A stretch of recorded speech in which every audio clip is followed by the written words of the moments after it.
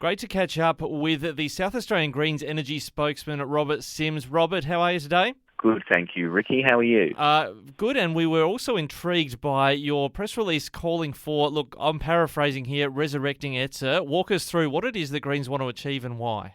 So what we're calling for is a commission of inquiry to look into reviving ETSA. You know, the Labor government, when they came to power, had promised to have a commission of inquiry into returning our transport, public transport, trains and trams back into public hands. Well, they didn't proceed with that in the end. And so what we're saying is why not use the money that you would have spent on that inquiry into having one into bringing back ETSA and returning our electricity back to public hands? Because we know that since ETSA was privatised decades ago now, we've seen huge increases in electricity prices. And according to the federal budget that was released earlier this week, electricity prices are going to go up 50% across the country. And that's just going to be too much for South Australian families that are already struggling during this cost of living crisis. Well, I noticed that South Australian Energy Minister Tom Koutsantonis shared on his social media during Friday, where I think he was at a meeting to do with the energy regulator, that the international price of coal was a big reason for the big spike in prices predicted in the federal budget. Do you agree with that analysis? Yeah, look, I think we know that coal is, well, it's a finite resource. It's one that's terrible for the environment, and we need to be moving away from it.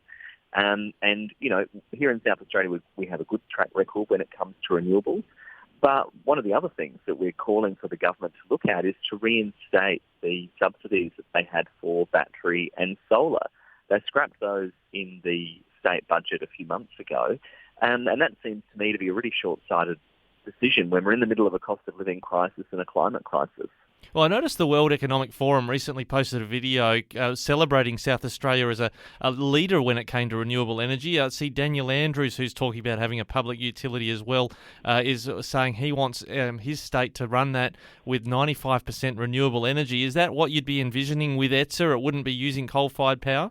That's right. So what we'd like to see is ETSA being reimagined as a renewable energy provider, publicly owned, with the South Australian people controlling the electricity provision. And we think that would ensure that it's operating actually for the benefit of people rather than shareholders. Well, I noticed that during the election campaign, Peter Malinauskas, I thought he said they were going to establish some sort of public utility when it came to green hydrogen. Has that gone by the wayside, or am I remembering incorrectly? No, I think you're right on that. They are wanting to invest in green hydrogen and make that happen. I mean, we're coming to the last sitting days of the year, the parliamentary year. We haven't seen any legislation around that yet. But to be fair, the government's only been in for 6 months, so they've got time. And I know that this is a key priority for them. But from our perspective, you don't just want to put all your eggs in the green hydrogen basket. We need to have alternative renewables as well. And fundamentally, we don't want to see all of so much of our power supply in South Australia being dominated by private providers. And that's why reimagining ETSA is, I think, such a good idea. And these are the sorts of things that this Commission of Inquiry could look at, whether the government to give it the green light. Now, that Commission of Inquiry you're talking about is you want to get the government to repurpose what it was going to spend on public transport inquiries for this inquiry instead. But are you looking at doing something in the Parliament if you can't get that inquiry up, like a committee or something like that? What I'm proposing is a motion calling on the government to do it.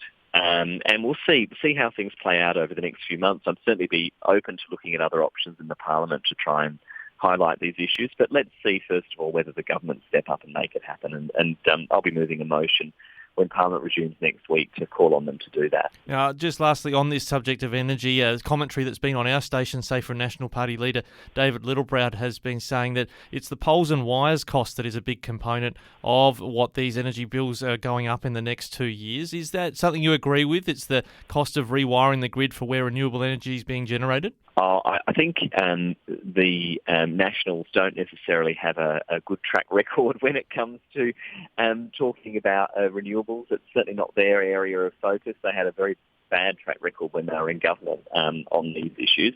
I think what is clear here is that there's some price gouging happening from private providers, and we've got to stop that. But also, I think it's true that the cost of fossil fuels is going up, and the cost of gas at the moment is going up significantly, but also the cost of fossil fuels in general. And that's why having a publicly owned renewable energy provider is a really good approach for us to take. And I imagine a publicly owned provider would also have, I guess, a community service obligation, as we know with SA Water, that when it comes to regional people, it would keep the prices at a reasonable level, not see them pay more than maybe, so everyone in the state pays the same price. Well, that's right. And, one of the benefits of a publicly owned provider is that they're responsible to the public, not the shareholders.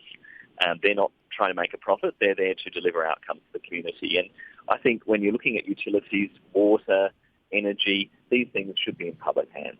Well, Robert Simms, we'll see how this one develops. It'll be interesting to see if you get your motion up or if the government does conduct this sort of inquiry. Labor in the past has said they're not for privatisations, but we know otherwise from forests and otherwise in their track record. We'll look forward for updates from you on this one.